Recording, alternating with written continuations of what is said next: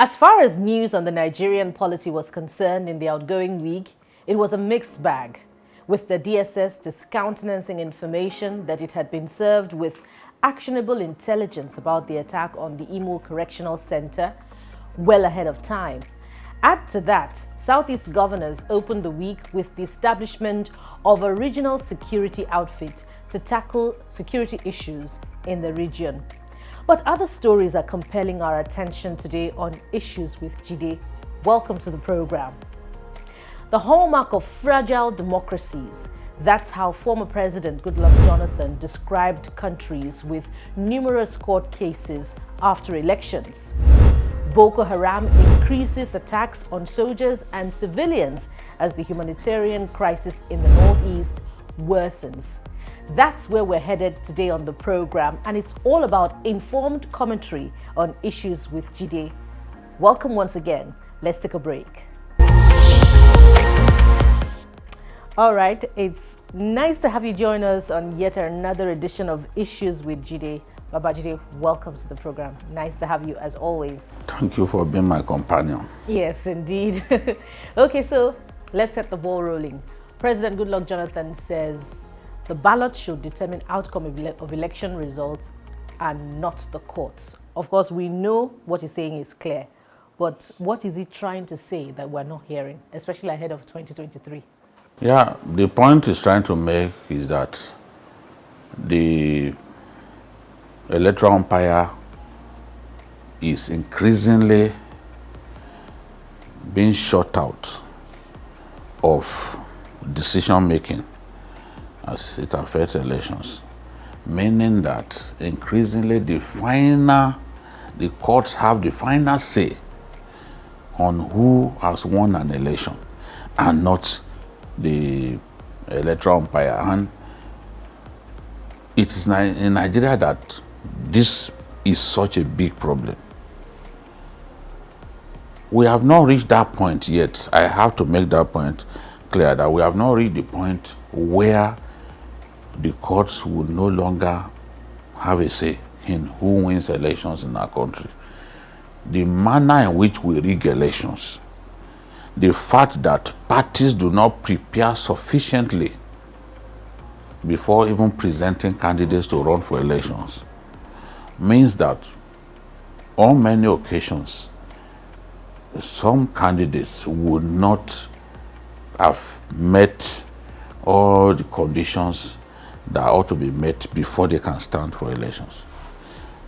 When that happens, the opponent will certainly go to court. And sometimes they allow you to win before going to court, meaning that the court will have no choice but to simply pronounce the loser the winner of the election.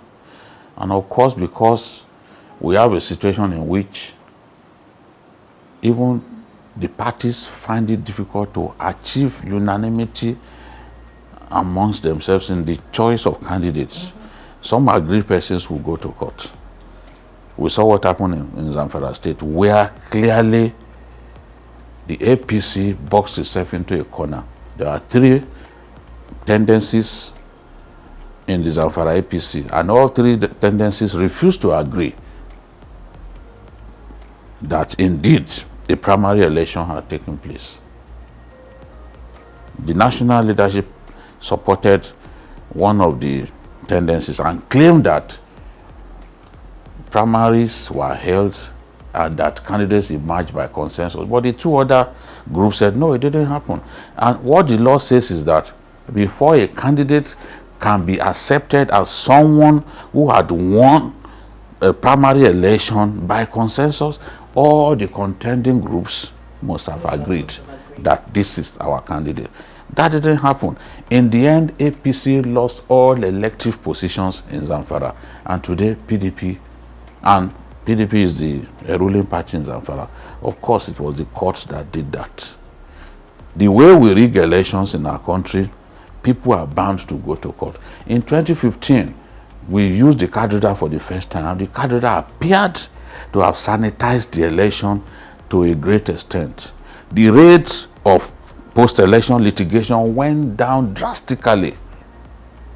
But that was because we used the card reader a lot. In 2015, the rate of use of card reader was 54%. In 2019, it came down to 19%. In 2020, talking about the off-season elections, it came further down to 16%, meaning that increasingly we are bypassing the card reader as a means of verifying the authenticity of voters, electronic authentication of voters. We are bypassing it because we badly want to rig elections. So what you actually see happening in many states is vote allocation. Politicians colluding with INEC allocate votes to themselves. I understand perfectly what the former president was trying to say. The primacy and the fidelity of our elections must be assured. But we can't have that under the present arrangement. And if we can't have that, then the courts will have to step in at some point. You see party leaders stopping people they do not like from contesting in the primaries. Such people will go to court. And if a particular a candidate that was favored by the party won an election, and he was not the true winner of the primary election, of course the courts will take it from that fellow. How come a country like India, the biggest democracy in the world, is able to do elections and by the following day a winner will clearly have emerged? It is because India allows the voter to participate fully in even authenticating the electoral process. Yes, the electoral process itself. We are trying to do that now. And that's where we did it a little bit in my view in Edo State and Ondo State. If people can monitor the voting process from point one right up to the final stage, and they can see that clearly the process has been transparent, the process has been fair, they will have no reason to go to court. And whoever is declared winner by the returning officer or whoever had the mandate to declare the winner of the election, people will accept that that person deserves to win. But our system has not reached that point. Our system is not perfect.